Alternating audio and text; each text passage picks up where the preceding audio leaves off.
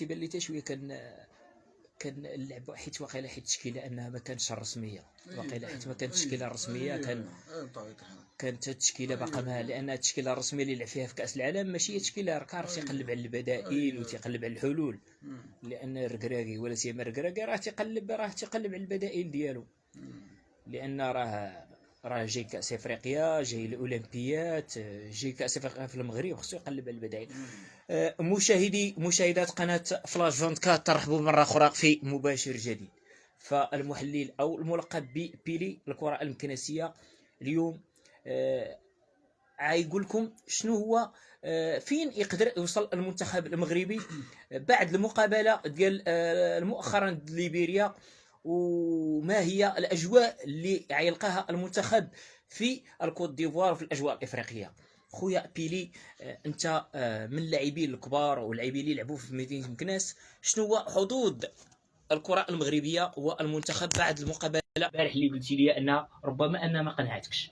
تفضل خويا. بسم الله الرحمن الرحيم. هو بالنسبه للمنتخب الوطني يعني كانت واحد المقابله متوسطه مع ليبيريا، يعني ما كانش داك المستوى الكبير، ولكن كتبقى الاجواء ديال افريقيا كتكون ديما فيها بزاف ديال العوامل، كاين عامل ديال الرطوبه، كاين عامل ديال التيران، كاين عامل الجمهور، ولكن هادشي زعما خصنا نتغلبوا عليه. حنا دابا عندنا منتخب وطني كبير، منتخب اللي يعني رابع عالميا، يعني الحمد لله. هو بالنسبه للتشكيله يعني حتى اللاعبين راه ماشي اللي لعبوا في كاس افريقيا، اللي لعبوا دابا اللي لعبوا في كاس العالم هما اللي لعبوا في كاس افريقيا. يعني ضروري المدرب وليد الكراكي كيدير واحد التجارب، يعني تقلب على البدائل، على البديل، يعني وسيما كاين الناس اللي عاد كبرات، كاين الناس اللي دارت تبليسه، كاين اللي عندها مقابله كبار. بوست يعني عنده دابا عنده تقريبا اللي كنشوف 3 اللاعبيه في كل بوست، يعني هذا شيء جميل. ولكن كاينين بعض اللاعبين غير مقنعين اللي كنشوف انايا على حسب النظريه ديالي، ولكن وليد الكراكي دابا خصنا نخليوه يخدم ونعطيوه واحد الفرصه كبيره. يعني راه الثقه ديالنا كامله يعني في يعني غادي يقول الكلمه ديالو ان شاء الله في افريقيا، لان افريقيا الاجواء ديالها ماشي اوروبا. كاين هاد اللاعب تيلعبوا لعب شرس، كاين التحكيم كيلعب واحد الدور كبير. يعني حنا شفنا البارح الحكم يعني كاين شي اخطاء يعني واضحه هذا وما تيصفرش عليها، يعني هاكا غتكون افريقيا. ولهذا خص يعني نكونوا على علم يعني بافريقيا كامله بالاجواء ديالها. كاين الكل يتفق مع الاخ بيلي او مع الاخوان كاملين ان الاجواء اللي لقينا في كاس العالم ماشي هي الاجواء اللي لقاو في كاس افريقيا، لان الحراره، الرطوبه، الاجواء، الملعب، الجمهور، التحكيم. شوف كاين عده عوامل، ولكن العامل الاساسي هو العامل البدني. افريقيا اللاعبين كيعتمدوا على اللياقه البدنيه، كاين التحامات، كاين تدخلات قويه، اللاعبين خصهم يحتاطوا من هذا الشيء هذا ويعرفوا هذا الشيء هذا كيفاش داير. شنو هي تيبان لك ان بعد المقابله ديال البارح اخ بيلي، شنو هي الحظوظ ديال المنتخب المغربي انه فين يمكن له انه يوصل بعد المقابلات؟ ولا سيما حنا تنتمناو ان المنتخب انه يفوز بكاس افريقيا. واش تشوف ان المنتخب حاليا انه قادر انه يفوز بكاس افريقيا؟ دابا حنا ديما المنتخب الوطني ديالنا كيكون تيدير تربص في المستوى، ما تيخليو ما كيديرو، تتوفر جميع الامكانيات وكنمشيو ونشاركو في كاس افريقيا وكنتقصاو بواحد الشكل اللي هو يعني وتنكونوا مرشحين. انا كنعقل على فاش شفنا فاش فزنا على الجزائر، فاش كان يوسف حجي و سميتو اللاعبين هذاك جواد الزايري والشماخ، يعني كنا كنحلموا بحال اللي قربنا وجات ديك المقابله ضد تونس، ولكن قدر الله ما شاء فعل. بالنسبه نهضروا دابا حنا حاليا هذا هو الوقت فين الفريق الوطني باش يفوز بكاس افريقيا. عندك لاعبين في المستوى رابع عالميا، وما تنساش بان اي فريق جاي يلعب مع الفريق الوطني الا هو كيجي موجد. علاش؟ لحقاش تيسمع تيشوف الفريق الوطني فين وصل. والحمد لله الامكانيات اللي عندنا راه ماشي نفوزوا. دابا حنا بقى تيبان لنا نفوزوا حتى بكاس العالم. ولا سيما ان حنا حاليا بالسياسه الرشيديه ديال صاحب الجلاله الله يخليه لنا، حنا حنا فزنا بتنظيم كاس العالم، لينا كاس افريقيا ديال 2025. الحمد لله الحمد لله الحمد لله. راه الرياضه ولات هو من الاولويات. من طبيعه الحال هو بالنسبه راه سيدنا دار هذاك الملف وخدم عليه وجابنا كاس العالم، وكاس العالم هي في المغرب. صحيح، هذا شرف كبير لينا. الله يخلينا. حنا المغاربه ولات عندنا واحد القيمه يعني زائده. اي واحد كيتمنى يكون مغربي. علاش؟ بالامكانيات اللي وصلنا لها وبهذا التقدم وهذا الشيء، وتحت يعني القياده الرشيده ديال صاحب الجلاله نصره الله. يعني هو الرياضي الاول، وهو اللي عطاه هاد الدفعه باش يعني نوصلوا لهذا المستوى. هذاك ماشي هو، ما نوصلوش لهذا المستوى هذا، فهمتيني. وزائد يعني القجع حتى هو الله يجازيه بخير، حتى هو يعني داير هذه خدمه كبيره وخدمه مزيانه الحمد لله. ما لنا نفتخروا. دابا شنو بقى اللاعبين انهم يديروا حتى هما شغلهم، يعني جميع ديك الامكانيات موفره الحمد لله. راه زعما الفريق ديالنا بامكانه يفوز بكاس افريقيا، غير ويكون التحكيم في المستوى، لان تنشوف التحكيم الافريقي ضعيف جدا، ضعيف فهمتيني. والحمد لله الله يعاونهم والله يوصلهم. واش نقولوا ان المقابله اكثريه البارح بعد المقابله بعد الشوط الاول، جل المغاربه وجل النقاد الرياضيين قالوا بان المقابله في الشوط الاول كانت ربما ما كانتش في الجوده وما كانتش في الاسلوب اللي كان المنتخب تيلعب به، ولا سيما اللاعبيه ما كانوش بهذيك الشراسه اللي خصنا نلعبوا في كاس افريقيا. صحيح. هو بالنسبه للاعبين اخويا زعما هو الكراكي راه تيسيي اللاعبيه، ولكن خصو يلعب لاعبين اللي هما يعني قويين وشرسين، لان راه افريقيا صعيبه بزاف، ماشي هي اوروبا، فهمتيني. خص هو راه عارف هذا الشيء هذا، حنا تنهضروا وداك الشيء، ولكن تيبقى هو يعني هو ادرى من هذا الشيء هذا. لان حاليا تنشوفوا ماشي الاجواء اللي في اوروبا هي اللي في افريقيا بطبيعه الحال. اذا كانت الشتاء تكون بقوه، اذا كانت الحراره تكون حراره مفرطه، اذا كانت الرطوبه تكون رطوبه مفرطه، ولكن اللي وسيما التحكيم وما ادراك ما التحكيم في افريقيا. انا اللي عجبني البارح هو يعني حكيمي كيبقى المستوى ديالو ديما طوب، وهو السبب ديال الاهداف، وهو هو يعني رقم واحد في المنتخب. مدافع مهاجم ما شاء الله عليه، الميدان فين ما مشيتي ما شاء الله عليه، ما شاء الله يحفظوا لينا، الله يحفظه. شنو بان لك في البارح من خلال تغييرات ديال المدرب وليد الركراكي في بعض اللاعبين، ولا سيما ان عندنا كان غائب مرابط، كان زياش، كان هو يا اخي لاعبين بزاف كانوا تقلب على البدائل. هذه النقطة مهمة. واش تشوف ان دوك اللاعبين انهم احسن خيار؟ هو المرابط وزياش هادو هما الاعمدة الرئيسية في المنتخب، يعني الغياب ديالهم اثر بشكل كبير. وبالنسبة للمنتخب الوطني يعني هاد الشيء اللي كيدير المدرب، هاد التجارب اللي كيدير ديال اللاعبيه وهذا يعني راه مزيان، يعني باش يعرف واش يوقف على النقاط. كاين اصابات الناس كبرات، لا حتى باش يوقف على نقاط القوه ونقاط الضعف، اي لاعب يعرف اش كيدير شنو عنده. ولا سيما اخبيلي ان كاين الناس اللي كبرات، كاين الناس اللي ان تتبليس، ولا سيما ان المرابط الا جينا نشوفوا ان هذا المرابط ان هذا العام ان شاء الله هو بسيما ان مشى لمانشستر. الاجواء ستكون مغيره، شامبيونز ليغ البطوله غتكون بليس، خصنا البديل ديالو. عندنا لاعبين كبار وكيلعبوا في انديه كبيره الله يحفظهم. حنا دابا المهم من هذا هو ندعيو معاهم والكراكي يخليوه يخدم، وخلاو تكون يعني حنا ما نشوفوش نشوفوا النتيجه. يعني فاش كاس افريقيا حنا مقبلين عليه، وكاس افريقيا في 2000 غيكون في المغرب 2025، يعني خصو يوجد فريق اللي هو غادي يكون يعني في المستوى العالي ان شاء الله.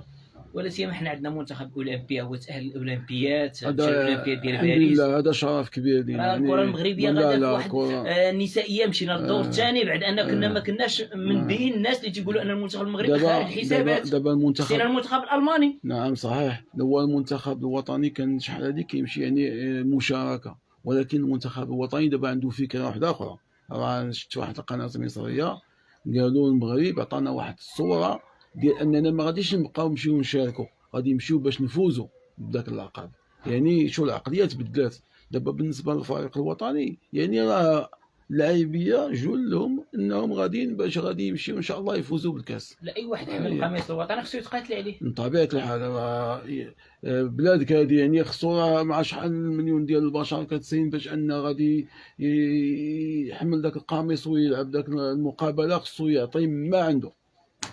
واش ما تتشوفش ان الاجواء اللي كانت في قطر واش هي نقولوا هي الاجواء اللي غتكون عاوتاني كذلك في الكوت ديفوار، سيما ان كذلك الشعب الكوت ديفواري يكون كل احترام والمحبه للشعب المغربي؟ هو بالنسبه للاجواء ديال قطر ما غاديش تخلف، هذيك اجواء كانت اجواء كبيره.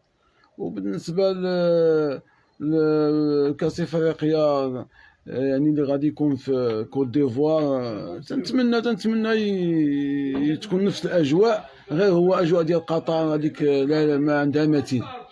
يعني كان كل العرب وكل يعني كل شيء كانوا مع المنتخب الوطني، وهذا هو اللي عطى ديك الروح وديك. حنا بغينا نشوفوا فريق وطني بديك الروح وبديك الشراسه وبديك القوه باش انهم يفرحوا هذا الشعب هذا. حنا شفنا ان كذلك في المقابله الاخيره اللي كانت في الكوت ديفوار المنتخب المغربي انه تعادل 1-1، شفنا واحد الاجواء ديال الاخاء ما بين الجماهير المغربيه والجماهير الكوت ديفوار. شفنا ان المنتخب الجماهير الكوت ديفواريه جالسه مع الجماهير المغربيه وهازين اعلام مغربيه وكذلك، وكانت واحد الفرحه. هو يا اخي شوف الفريق الوطني المغربي فين ما مشى تتلقى الناس كيحبوه، ولات عندنا قيمه، ولات عندنا واحد الهيبه للفريق الوطني، وهذا يعني شرف لينا الحمد لله حنا كمغاربه. بالنسبه للجمهور اي انسان يعني صوتي على الفريق الوطني تيقول لك ماروك يعني فهمتيني، او موروكو فهمتيني، هذا شرف لينا الحمد لله اللهم لك الحمد. في اخر تصريح لعميد الفريق ديال الكوت ديفوار لدى التعادل ديال المنتخب الكوت ديفواري امام المنتخب المغربي، قال صراحه، قال لك نتيجه التعادل امام المنتخب المغربي قال لك زرعت الامل لدى الشعب الكوت ديفواري بان الكوت ديفوار ستكون له سيلعب على اللقب، لان مجرد تعادل مع المنتخب المغربي قالوا له احد صحفي الكوت ديفواري تعادل، قال لهم المنتخب المغربي راه فاز بكاس العالم الثانيه لانه وصل النهايه، وصل الدومي فينال وهو الحائز على المرتبه الرابعه. الفريق ديال الكوت ديفوار راه ما انه لعب مع الفريق الوطني وهو يعني تيضرب انه يكون غير تعادل او لا، تيقول واقيلا غنهزم. المنتخب الوطني كان ضعيف وتعادل، ماذا بك انه كان في المستوى. كانت غيابات كبيره، كانت اجواء يعني المنتخب كان ضعيف يعني بكل صراحه، ولكن وتعادل، فهمتيني. يعني الحمد لله يعني عندنا فريق كبير، فريق وطني كبير، ومدرب الشخصيه ديال المدرب اللي عجبني انا الشخصيه ديال الوالد الكريم صراحه، يعني هذاك الروح وديك سميتو. ولكن حنا خاصنا ما نشوشوش على المدرب، خليه يخدم والنتيجه غادي تكون ان شاء الله. من هي المنتخب التي ترشح للفوز بكاس افريقيا صراحه بالتدريج؟ وبدون عاطفه يعني كنرشح انا شي تقريبا 4 ديال المنتخبات غادي يوصلوا للدومي فينال. منهم كاين السينيغال، كاين كوت ديفوار، كاين غانا، كاين المغرب، وكاين الجزائر ومصر. 6 ديال الفرق، ماشي 6 الفرق. هادو هما اللي غايقولوا الكلمه ديالهم. هل هناك ترشح ان تكون المفاجاه في هذا كاس افريقيا الكوت ديفوار، بما ان في كل كاس افريقيا وكاس العالم تنشوفوا مفاجاه من العيار الثقيل؟ لا اظن بانها تكون مفاجاه. ان الفرق الكبرى يعني راه باينه يعني انا شفت الماتش ديال مصر مع الجزائر، يعني كانت مقابله ممتازه، وبانت بان الجزائر دارت مقابله ممتازه بدون ولا سيما التعادل، لان كان التعادل تعادل، كانت مقابله في المستوى. وفي التالي كتبقى روح رياضيه هي اللي يعني هي الاساس في هذه المقابلات. الكل يتحدث عن التحكيم في افريقيا، هل سيكون التحكيم حاجز للمنتخبات العربيه والمنتخب المغربي في كاس افريقيا؟ وبالنسبه ان دابا كاين الفار وكاين يعني تقدم وكاين يعني يعني بالنسبه للتحكيم، التحكيم ديما تيكون نقطه سوداء بالنسبه للمنتخب الوطني. نتمنى من الله سبحانه وتعالى دائما كنا نعاني في التحكيم الافريقي صراحه. انا كان التحكيم الافريقي تحكيم دائما كان يظلم المنتخب المغربي. انا كان المحافل انا كان اسمح لي الجمهور الكريم على هذا يعني نهضر بهذه الدارجه. بالنسبه لي انا كنت ذاك عندي 15 سنه، كنت تنتبع مقابله ديال كره القدم كاس افريقيا. الفريق الوطني لعب مع غينيا، وواحد اللاعب شد اللاعب من الشعر ديالو، هزو حيدو وتم غادي بالكره، والحكم تيقول له واصل اللقاء. يعني كان لا حول ولا قوه الا بالله. افريقيا الله يصلحهم، الله يصلحهم. واش نقولوا ان التحكيم الافريقي انه حاليا مؤخرا بعد ان شفنا ان القجع دخل بقوه في الكاف، ان ولا سيما ان ما بقاش هذاك الحيف اللي كان في افريقيا، ان المغرب او الدول سواسيه ان التحكيم الافريقي سيكون من التحكيم الجيد في هذه الدوره ديال الكوت ديفوار. هو القجع يا اخي عنده مكانه طيبه ومكانه كبيره، وانسان في المستوى الكبير، وخدم ويستاهل هذاك السيد. انا من قلبي كنتمنى هذاك السيد يولي هو رئيس ديال الجامعه ديال الكاف، لا ديال افريقيا، لا يولي هو ديال الفيفا. ولما لا؟ لان راجل تيخدم وتيخدم صراحه يستاهل، وانسان في المستوى والعالي، والله يحفظه حتى هو. كاين ناس اللي تقول لك كذلك، لان نقطه شرتي لها صراحه ان القجع من بين الناس اللي غيروا الكره المغربيه. هو الكره المغربيه والافريقيه والعالميه. القجع دابا شوف انه ولا يرهب بعض الدول، بلا ما نقولوا صحيح ان ولا تتحسب الف حساب. كنا ان كانت كل شيء كان في الكواليس. صحيح كانت كاس افريقيا في الكواليس، صحيح. ولكن من جا هذا الراجل وقف نعم حيد هذاك الشيء اللي كان من تحت الطبله. وفقسنا العديان، والحمد لله هذا هو المبتغى ديالنا. احنا تنتمنى من القلب ديالنا ان الفريق الوطني يفوز بكاس افريقيا، وان شاء الله عاوتاني يجي المغرب ان شاء الله تنفوزوا بها المره الثانيه، لما لا؟ وغادي يكون هذاك هو الفرح الكبير. كيف الشعور ديالك فاش سمعتي ان نحيزوا على كاس افريقيا وكاس العالم؟ المغرب كاس افريقيا وكاس العالم 2025 و2030. المغرب عنده جوج المحافل اللي هي قاريه وعالميه. افريقيا وكاس العالم، لا يجي عندنا جميع الدول. هذا غادي تكون واحد الانجاز كبير. والمغرب ان شاء الله فاش غادي تنظم كاس العالم، يعني غيكون في المغرب، الاجيال اللي غادي تجي غادي تعيش واحد الازدهار، غيكون واحد يعني المغرب غادي يولي اوروبا ديال افريقيا، ديال العالم. تتحيه مرحبا المباشر. هل البطوله الوطنيه تساير صراحة، تساير الركب اللي فيه غادي المنتخب صراحة أخي بيلي؟ لا صحيح. لأن البطولة المغربية أكثرية يقولون أن البطولة المغربية ضعيفة للغاية في القسم الوطني الأول إلا بعد مقابلات. لا بالعكس الفريق حنا عندنا بطولة احترافية وكيشهدوا بها جميع الدول وجميع يعني كل شيء. انا تنتبع القنوات بزاف. كاين البطوله الوطنيه عندنا بطوله احترافيه، بطوله في مستوى، وعندنا لاعبين في مستوى. خصنا غير يعني هاد الناس هادو ناخذوا بيديهم ويعني ونتعاملوا معاهم ويكون غير خير ان شاء الله. يعني المغرب غادي في تقدم وغادي في ازدهار في جميع المجالات الحمد لله. المغرب ان شاء الله فين يمكن له هذا العام، لان مشيتي معنا في التحاليل ديالك في كاس العالم وكنتي تتنبأ، ماشي نقولوا انك تتنبأ للعلم لله سبحانه وتعالى، ولكن كنتي تتقول لي ان المغرب عاوصل يقدر يوصل حتى الدومين فينال، والمغرب حقا وصل. فين يمكن لك تقول لنا ان المغرب سبحان الله سبحان الله سبحان الله. انا كان عندي على حساب اللاعبين، كان عندي احساس على اللاعبين اللي شفتو على المستوى اللي تيلعبوا فيه، وداك المقابله الاستعداد ديال المنتخب الوطني. انا قلت لك بان المنتخب الوطني غادي يمشي بعيد، ولما لا يفوز بكاس العالم. قلتيها لي صراحه. وسبحان الله العظيم دابا المنتخب الوطني انا تنشوف الله اعلم بان داير واحد الفخ، يعني ما باغيش يكشف على الاوراق ديالو كامله. ربما هذه خطه ديالو ومن حقه. هو بالنسبه للفريق الوطني انا تنقول كاين عوامل الا هو تغلب عليها راه غيمشي بعيد ان شاء الله. كان العامل الاساسي والاول هو العامل البدني، لان افريقيا انا قلت لك رطوبه، كاين التحامات، كاين يعني والتحكيم. وإذا تغلب الفريق الوطني على هذا الشيء هذا راه غادي يمشي بعيد ان شاء الله، ولما لا يفوز بالكاس ان شاء الله ولا يلعب النهايه ان شاء الله. هذا هو فين يوصل المنتخب. حنا نقدروا نقولوا ان شنا اللعب مخالف لكاس العالم وافريقيا.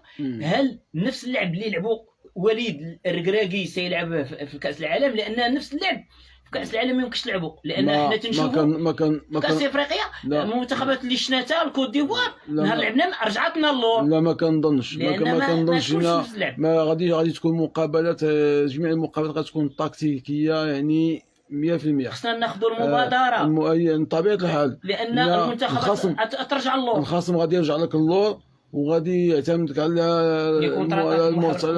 المرتدات. يعني وشوف حنا تبع كمحللين يعني الناس لعبوا الكره هذاك راه عنده درايه وعارف اش كيدير، مع بن محمود وهذاك الشيء يعني تيتفرجوا تيشوفوا ناس راه ما عارفين، يعني حنا ما نعرفوش اكثر منهم، ولكن هذا تيبقى يعني وجهه نظر ديالنا حنا. وحب القميص الوطني هذا هو اللي نمشيو ونساليو، لان الناس طالعه معنا والناس عجبهم الحوار ديالك. نعم. نمشيو للنادي المكناسي اللي هو الفريق الام ديالك. فريق النادي المكناسي، اين هي نتائج النادي المكناسي؟ اين هو الحلم ديال النادي المكناسي؟ الجماهير تتقول بان خصنا نطلعوا للبريمير.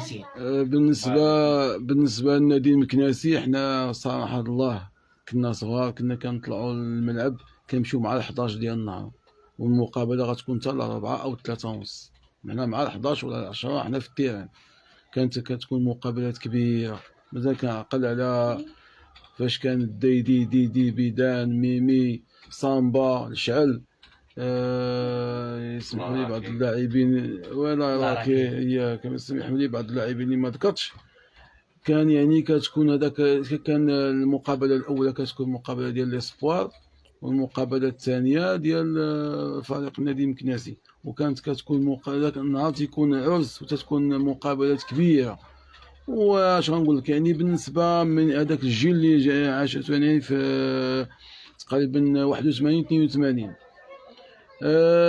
وصل جا الجيل ديال كاماتشو بودوما اللي يلعبوا في المنتخب الوطني المغربي. شاكير كاماتشو من احسن الهدافين في تاريخ الكره المغربيه، لاعب تيبقى الناس اللي كان في الجيل ديال باصير. نعم. كان اللاعبين الاخرين كان حسينه، كان دريدب هو الاخ ديالو، يعني هادو حتى هما. ايوا ابراهيم عدا صديق ديالي، هذا جزائري عدا ابراهيم كان صديق ديالي ما تيتفرقش معايا، والحمد لله. يعني هذا كان واحد.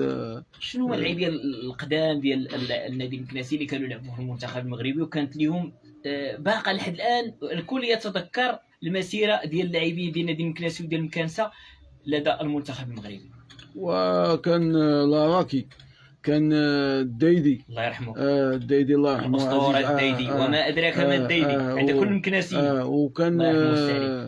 وكان واحد اللاعب تيقولوا كان محبوبه ظريف سمير تا هو. كان الديدي محبوب فاريا، والديدي كان عزيز عليه فاريا. الديدي كانت المكانه ديالو بلاصتو ما في شكل، يعني كان داك السيد كان انسان خلوق، كان حشومي، خلوق انا كنت كان بعض المرات كتجيب لي الظروف، كنت كنمشي للأراضيم ديال تما باش نأدي التذكره ديال الفاتوره ديال الشهر. كيجي وقت ديال صلاة العصر ولا هذا كنكون تما كنتلاقى معاه وكنصليو في الجامع، وداك الشيء انسان غير ساكت يعني.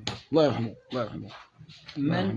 شكون هو اللاعبين اللي عطى الكثير للمنتخب المغربي في كل الكناسي اللي لعبوا في المنتخب المغربي؟ النظر ديالك ما ننساوش بيدان حتى هو، يعني حتى بيدان حتى هو لعب في الفريق الوطني. تنظن بان يكون الديدي هو اللي عزيز الديدي، ولكن الكل يقول بان وكاماتشو لانه كان هداف الكره المغربيه والهداف الكره المكناسيه سنه 1994 عندما فازت النادي المكناسي بكاس افريقيا. صحيح. كاماتشو كان هو يعني كان كاس الدوري البطوله ومشى ومثل المنتخب. نعم. وكان يمشي بعيد. لا كاماتشو هو يعني هذاك هو اسطوره ديال مكناس، هو اللي لعب مع المنتخب الوطني يعني، ودار مقابلات كبيره يعني. اخر نقطه، شنو يمكن لك تقول للمغاربه خلال الحظوظ ديال المنتخب في الكوت ديفوار؟ والحظوظ ديال المنتخب الوطني في الكوت ديفوار يعني غادي تكون يعني واحد 80%.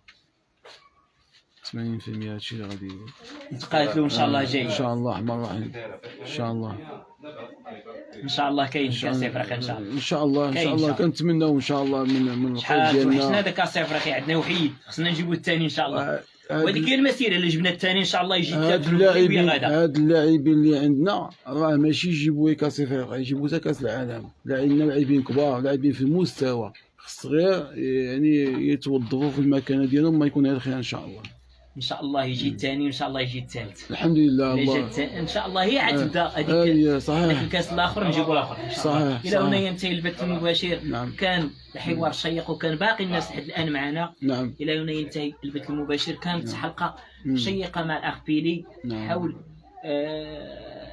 المنتخب المغربي، شنو هي فين يمكن له انه يوصل في كاس الكوت ديفوار، شنو هي المقابله اللي دار البارح او المقابله اللي دار، واش كانت انها رضات كل عشاق المنتخب المغربي.